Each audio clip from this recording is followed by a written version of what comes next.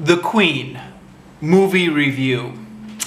So I actually didn't expect to like this movie. In fact, I was reluctant to watch it at first, just because, well, I guess this is kind of a silly reason, but I've always thought that the idea of a queen in the 21st century is just the most ridiculous thing ever. And I know I'm an American, so I don't get a vote in this anyways.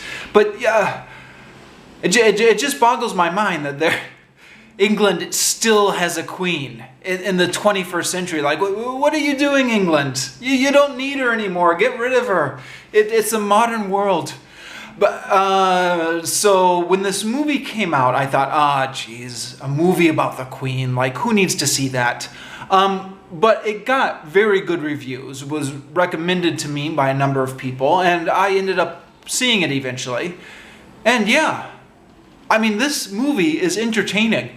And it doesn't really matter whether you're pro-monarchy or anti-monarchy. There's family drama in here. So, I mean, you don't even need to approve of the Queen to be able to enjoy the drama that happens in her family.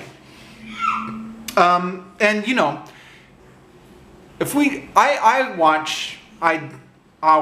waste so much time watching all these sitcoms about, you know, totally fictitious families squabbling. So why not watch a drama about the squabbles of a real family, huh? Seems like it's much more interesting.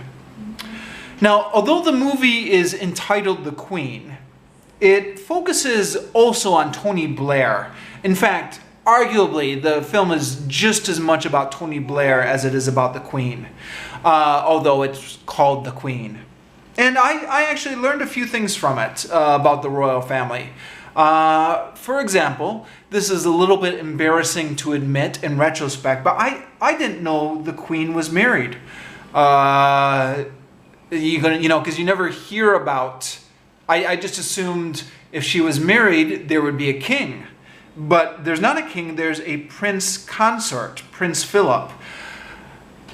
Actually, I really should have known that, probably. This is one of those kind of embarrassing gaps in world knowledge. But, you know, I know it now, at least. Yeah, so I largely enjoyed this movie. Since I posted my original review, I had a friend chime in saying he really didn't like the politics of the movie. It seemed kind of showing Tony Blair like a little bit too subservient to the Queen. I'm not sure I disagree. I agree with that. I don't think this film glorified the royal family. I think it made the Queen and Prince Philip out to look like silly, old-fashioned bigots, and it made Prince Charles out to look kind of very selfish and self-serving. So I don't think it was an attempt to whitewash the royal family at all. On the other hand,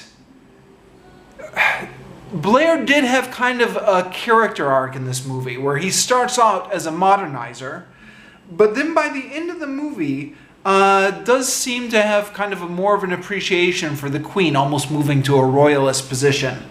So maybe that is a political slant? I don't know. Let me know what you think.